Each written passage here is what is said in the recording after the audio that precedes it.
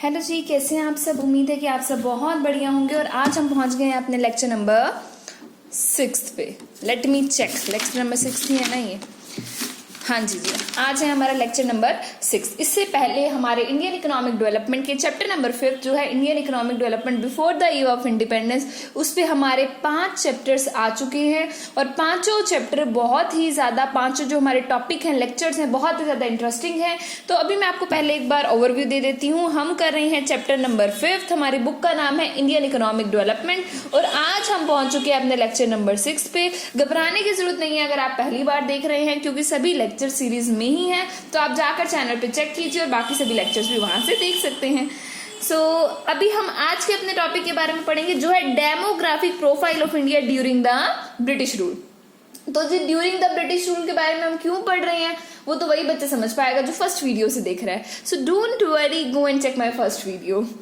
तो यहाँ हम पढ़ेंगे डेमोग्राफिक प्रोफाइल क्या थी इंडिया की इंडिपेंडेंस से पहले के समय में। Demographic profile, whenever you come to know about the word, you listen the word demographic, फटाफट से दिमाग में आ जाना चाहिए कि यहाँ पर कुछ लोगों के कैरेक्टर्स की बात हो रही है, लोगों से रिलेटेड है, उनके हेल्थ केयर से रिलेटेड है, उनके जीने मरने से रिलेटेड है। ठीक है, समझ रहे हैं आप इस चीज को। चलिए अब देखते हैं मैंने लिखा क्या है यहाँ पर। During the period of the demographic, during that period, which period? During the British rule, demographic profile exhibit दिखाती थी फॉलोइंग फीचर, जो शो करते थे कि भाई इंडिया की इकोनॉमी स्टैगनेंट है और बैकवर्ड है। स्टैगनेंट मतलब रुकी हुई, थमी हुई बिल्कुल, जिसमें ग्रोथ हो भी रही है तो इतनी ज्यादा लिटिल है कि नेक्स्ट टू नो ग्रोथ है। समझ रहे हैं ना जी। तो वो हमारी कौन सी इकोनॉमी होती है जो स्टैगनेंट है। And backward means that economy जिसमें बहुत ज्यादा कंडीशन वहां के लोगों की बुरी है। बुरी इन द सेंस वहां पर कैपिटल इनकम बहुत घट है उनकी, उनके पास अच्छी फैसिलिटीज नहीं है, उनके पास हेल्थ केयर नहीं है, बड़ी बैकवर्ड सी इकोनॉमी है। तो इंडिया की उस समय पर इस तरीके की हुआ करती थी। हमें तो शुक्र मनाना चाहिए कि हमारा बर्थ जिस टाइम में हुआ कि अच्छी खासी हमारे को हेल्थ केयर फैसिलिटी सभी मिल रही है। चलिए पहला फीचर पढ़ते हैं sorry, birth rate and death rate. उस टाइम पर हमारी बर्थ रेट और डेथ रेट कैसी थी? फर्स्टली एट दैट टाइम जो ब्रिटिश रूल का टाइम था, बर्थ रेट भी बहुत ज्यादा थी, बहुत ज्यादा। हमें जब हम ग्रेट डिवाइड की बात करेंगे इससे अगली वीडियो में, उम्मीद है कि हम कर लेंगे उसकी बात, या फिर हो सकता है कि हम इसी वीडियो में ही जी बात कर लें। अगर वीडियो लंबी होगी तो कुछ नहीं होता, अगली में बात कर लेंगे, ऐसा कुछ नहीं है। तो उसके अंदर हमने क्या चीज पढ़ी है ग्रेट डिवाइड के अंदर, मैं आपको बता देती हूँ, क्योंकि आप लोगों ने तो अभी तक पढ़ी नहीं होनी, क्योंकि आप 6th वीडियो देख रहे हैं और वो 7th में आएगी। तो मैं बताती हूँ आपको उसके अंदर बेसिकली क्या होता है। हम ये पढ़ते हैं कि इंडिया की जो इकोनॉमी में पॉपुलेशन का सेंसस हुआ, यानी कि पॉपुलेशन को जब गिनना शुरू किया तो पॉपुलेशन में बड़े उतार चढ़ाव आ रहे थे, बड़ी कम ज्यादा हो रही थी पॉपुलेशन। उसके बाद हमारा एक ईयर ऑफ ग्रेट डिवाइड आया 21 के करीबन, जिसके बाद हमारी पॉपुलेशन एक स्टेबल रेट पर बढ़ती चली गई। पॉपुलेशन सेंसस का जो हर 10 साल के दरमियान होता है हमारा, उसमें इतने उतार चढ़ाव आपको ये चीज दिखाते हैं कि भाई इकोनॉमी में मामला गड़बड़ है। मामला कैसे गड़बड़ है कि हेल्थ की जो सुविधाएं वो प्रोवाइड करवा रहे हैं वो इनफ नहीं है, क्योंकि तभी तो बर्थ रेट ज्यादा हो रहे हैं, डेथ रेट ज्यादा हो रहे हैं। डेथ रेट ज्यादा होने का तो भाई एक सिंपल सा रीजन है। क्या रीजन है? हेल्थ केयर फैसिलिटीज आपकी अच्छी नहीं है, डेथ रेट ज्यादा हो गए। बर्थ रेट ज्यादा होने की वजह से पॉपुलेशन एक्सप्लोजन हो गया। अब हमारे रिसोर्सेज पूरे नहीं पढ़ पा रहे हैं, गरीबी आ रही है।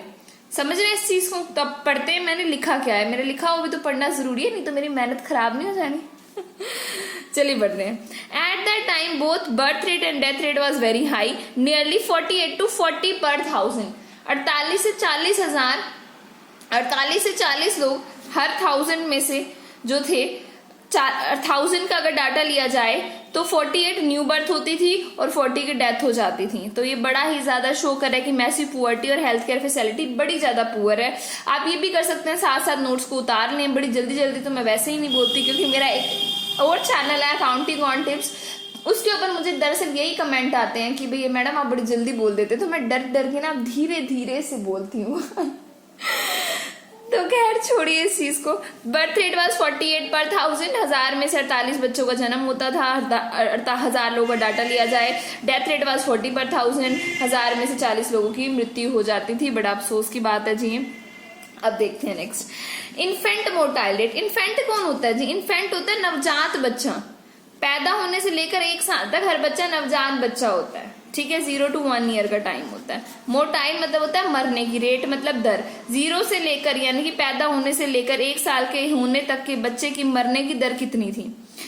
Death rate of child below the age of 1 is infant mortality rate. उस वक्त में 218,000 बच्चे अगर पैदा हुए हैं तो जी ध्यान से सुनिए, 218 बच्चे मर जाते थे 1 साल का होने से पहले उस टाइम पर। और आज ये सिर्फ 34 बच्चे यानी कि 34 बच्चों पर आ चुकी है। तो देखिए हमने कितनी ज्यादा इंप्रूवमेंट की है। लेकिन ये जो 218 थी, शौक हो रहे हैं ना आप देखिए भाई, 1000 में से 218 बच्चे 1 साल के होने से पहले मर जाते थे। ये साइन है कि हमारी हेल्थ केयर फैसिलिटी बड़ी बेकार है, पुअर्टी एक्सट्रीम लेवल पर है, तभी ऐसा हो रहा है। आजकल हमारी कंडीशन बहुत अच्छी है, ठीक है। आज ही सिर्फ कितना है 34, और देखिए 34 कहाँ और 218 कहाँ, पता नहीं कितने गुना होगा उसका। समझ रहे हैं आप इस चीज को। अब हमारे अपने पॉइंट नंबर 3 पे जी।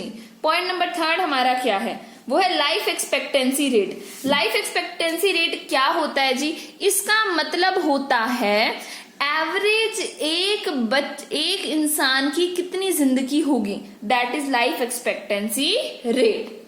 आजकल हमारा जो मान लीजिए लाइफ एक्सपेक्टेंसी रेट करीबन 70 के आसपास चल रहा है। उस टाइम पर ये 50 भी नहीं होता था, ठीक है। उस टाइम पे बड़ी लो थी ये। और प्रेजेंटली देखिए उस टाइम पे 44 थी, इस टाइम पे 68। अगर एग्जैक्ट डाटा को उठाया जाए तो वही मैंने आपको बताया, उस टाइम पे 50 भी नहीं थी, आज 70 के करीब है। तो एक तरीके से हम खुद की एक बड़ी अचीवमेंट मान सकते हैं। और उसके पीछे रीजन जो उस टाइम पर इतनी कम थी वो क्या था कि जो लोगों को जो हेल्थ केयर फैसिलिटी मिल रही थी वो बढ़िया नहीं थी। लाइफस्टाइल लोगों का बड़ा बेकार था, इसलिए उनकी मृत्यु जल्दी हो जाती थी। 44 के होने तक लोगों की क्या हो जाती थी, डेथ हो जाती थी ब्रिटिश रिजाइम के टाइम पे। नेक्स्ट है literacy rate. These refer to read and write. पहले तो जी एक बात आप सब समझ लीजिए, लिटरेसी रेट का मतलब है लिखना और पढ़ना आना चाहिए। हर वो बंदा जिसको लिखना और पढ़ना आता है, दैट मैन इज लिटरेट। वो बंदा पढ़ा लिखा कहलाएगा। कोई इसमें बीकॉम, एमकॉम, एमबीए, बीसीए इनकी डिग्रियां नहीं मांग रहा आपसे, सिर्फ आपको पढ़ना लिखना आना है, सो यू आर लिटरेट, ठीक है। एजुकेटेड और लिटरेट होने में फर्क होता है। लिटरेट इज अ पर्सन जो पढ़ लिख सकता है, हर वो बंदा लिटरेट है। और जिसके पास डिग्रियां हैं, अकेडमिक डिग्रीज का भंडार भरा पड़ा है। हमारे देश में क्या होता है, अकेडमिक डिग्री का हर किसी के पास 30 के होते ही हम देखेंगे भाई आपने क्या इकट्ठा किया, अपनी लाइफ से क्या सीखा। भाई हमने तो अपनी जो फोल्डर है वो भर लिया डिग्रियों से, तो वो नहीं है यहाँ पे। लिटरेसी रेट का मतलब क्या है, who can read and right, लिखना और पढ़ना आना चाहिए। That was just 16%। मीन्स अगर आप 100 लोगों को उठा लें तो सिर्फ 16 लोग ही ऐसे पढ़े लिखे निकलेंगे, पढ़ लिख सकते हैं जो ऐसे निकलेंगे। बाकी बचे हुए करीबन 84 पीपल तो ऐसे होंगे जो पढ़ लिख भी नहीं सकते, जिन्हें लिखी हुई चीज पढ़नी नहीं आती, जिन्हें अपनी कोई बात लिखनी हो तो उन्हें लिखना नहीं आता, ऐसे लोग थे वो, ठीक है। और सोशली बैकवर्डनेस होना, एजुकेशन सिस्टम का अच्छा ना होना, वैल्यू ऑफ एजुकेशन लोगों को ना पता होना, पुवर्टी होना। भाई जब बंदा गरीब है जो 2 वक्त की रोटी नहीं खा सकता, पढ़ाई तो बहुत बाद में दिमाग में आएगी, पहले तो ये आएगा कि भाई 2 वक्त की रोटी तो मैं अरेंज करूं। समझ रहे हैं इस चीज को। और जो वुमेन्स हैं, फीमेल्स है, तो उस वक्त की बात बताई जा रही है कि सिर्फ 7% औरतें पढ़ी लिखी थी। मीन 100 लोगों को आप 100 औरतों को उठा लीजिए तो 7 ही औरतें होंगी जिन्हें पढ़ना लिखना आता होगा। ये सिंबल है था जो इंडिकेट कर रहा था भाई जेंडर बाइजनेस बहुत ज्यादा जबरदस्त है उस वक्त में। उस वक्त में जेंडर बाइजनेस कैसी है, बहुत ज्यादा जबरदस्त है, ये शो कर रहा है। नेक्स्ट है डेमोग्राफिक ट्रांसमिशन। जी आ गया वही पॉइंट जिसका हमें था इंतजार। देखिए डेमोग्राफिक ट्रांसमिशन क्या होता है कि जो ये पॉपुलेशन के फेर बदल का चक्र है ये किस तरीके से चला उसकी स्टडी। और फिर हमारा आया ईयर ऑफ ग्रेट डिवाइड, मदस्ता का साल 1921, बहुत खूबसूरत साल, जिसके बाद हमारी पॉपुलेशन जी घटी नहीं बढ़ती चली गई। तो देखते हैं इसमें क्या है। इन हिस्ट्री डेमोग्राफिक ट्रांसमिशन 1921 में आया और उसको बोल दिया गया ईयर ऑफ ग्रेट डिवाइड। इस ईयर यानी कि 1921 के आने से पहले पॉपुलेशन कभी बढ़ती थी कभी घटती थी, पॉपुलेशन में स्टेबिलिटी नहीं थी। ठीक है जी, इट मीन्स दैट स्टेबिलिटी ना होने का क्या मतलब है, size of the population was never consistent, एक जैसा नहीं रहता था, कभी वो बढ़ता था कभी वो घटता था। जैसे कि मैंने यहाँ पर कुछ डाटा दे रखा है और हाईलाइट करके बता रखा है आपको कि बढ़ घट रहा है सच में 1921 से पहले, और उसके बाद स्टेबिलिटी राइज राइज राइज बढ़े हुए दिख रहे हैं। पर इतने खुश होने की बात नहीं है जी, पॉपुलेशन बहुत ज्यादा बढ़ रही है, तो चिंता वाली बात है ये। देखिए उससे पहले तो साइंस कभी बढ़ रहा है कभी घट रहा है। 1921 में जब सेंसस हुआ तो उसके बाद से कंसिस्टेंट होने लग गया। सबसे पहला हर 10 साल के बाद हमारा सेंसस होता था, जनगणना की जाती थी। पहले 1901 में हुई, वो घटी, डिक्लाइन दिखाया 0.04 करोड़ का। फिर 1911 में बढ़ी वो 1.38 करोड़ से।